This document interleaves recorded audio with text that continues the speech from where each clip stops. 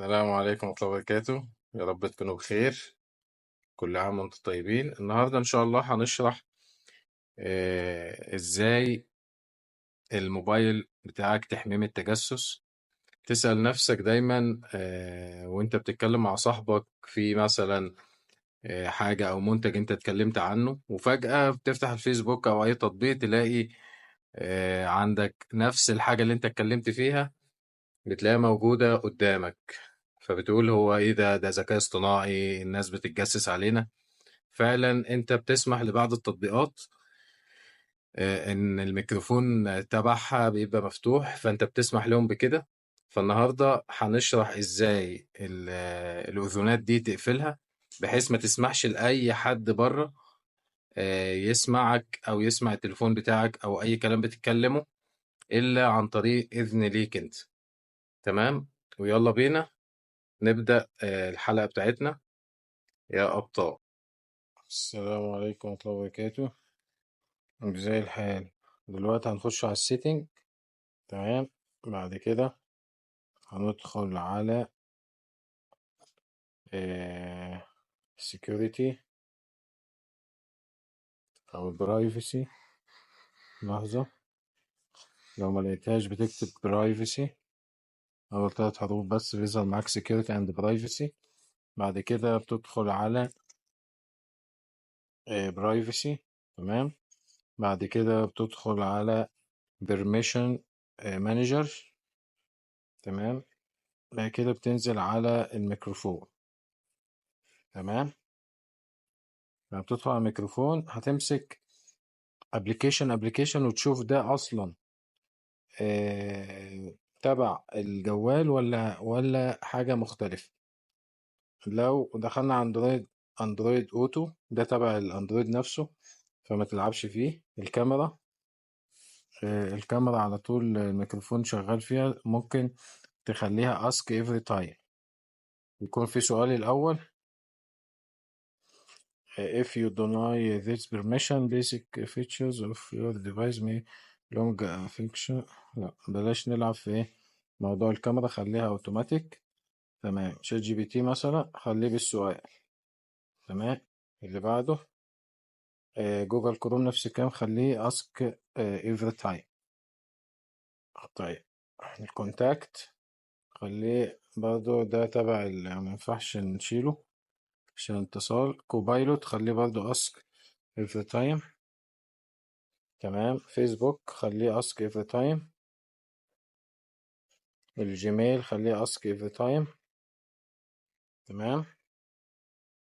جوجل نفس الكلام. لا بس جوجل نفس الكلام ده. هلو نفس الكلام.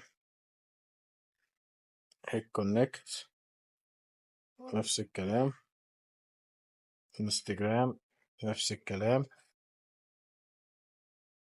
ليرنا اي نفس الكلام. كل ده ابلكيشن انت مديله السماح ان هو يسمع الميكروفون او اي كلام انت بتقوله اوتوماتيك. ف... فلازم يستأذن منك الاول. طيب ميت ask meeting ask every time نفس الكلام.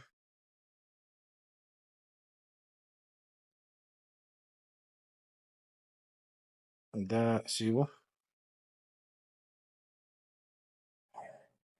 اوبن كاميرا نفس الكلام. التطبيقات الغريبة اللي انت شاكك فيها ده نفس الكلام. نفس الكلام.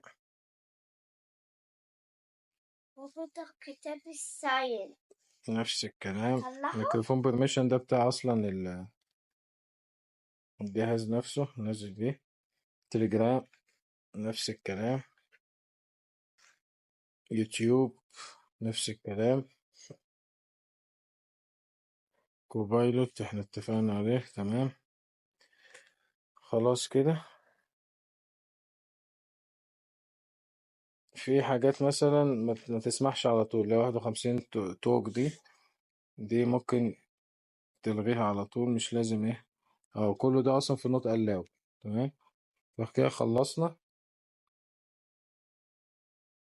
فده كان شرح النهاردة. ولو تليفونك ده طبعا ده تليفون اونر اكس 9 بي، لو انت تليفونك حاجة تانية ومش عارف توصل للصلاحيات بلغني في الكومنتات وانا هشرح لك ازاي تعمل. شكرا لكم، والسلام عليكم. طبعا يا شباب في نهاية الحلقة لو انت استفدت من الفيديو الدل على الخير كفاعل. الموضوع ده ممكن يؤثر في ناس كتير جدا وتكون منزعجة منه يعني. فانت بالشير للفيديو ده بتعلم غيرك وبتاخد الأجر. النبي صلى الله عليه وسلم قال إنما الأعمال بالنيات وإنما لكل امرئ ما نوى. فاجعل النية خالصة لوجه الله، شير في الخير، وما تنساش لايك للفيديو واشتراك في القناة وفعل زر الجرس عشان يجيلك كل جديد. واكتب عايز ايه او تتمنى ايه الفيديو الجاي، واحنا ان شاء الله تحت امركم يعني في تنفيذ ما ينفعكم. والله اجعله صدقة جارية لنا ان شاء الله. والسلام عليكم ورحمة الله وبركاته.